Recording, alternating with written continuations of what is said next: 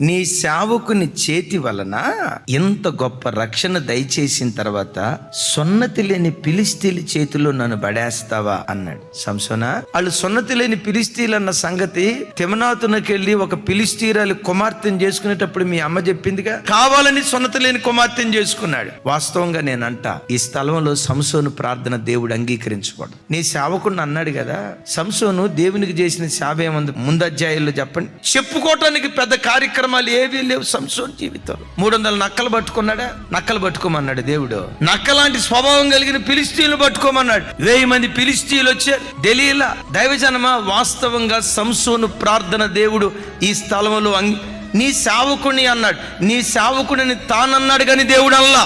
కానీ ఒక మాట చెప్పమంటారా, కొన్నిసార్లు యోగ్యత లేకుండా నువ్వు ప్రార్థన చేసిన మనసున్న గొప్ప దేవుడు ఒక పాపి ప్రార్థన వినటానికి కూడా సిద్ధ మనస్సు కలిగినవాడు.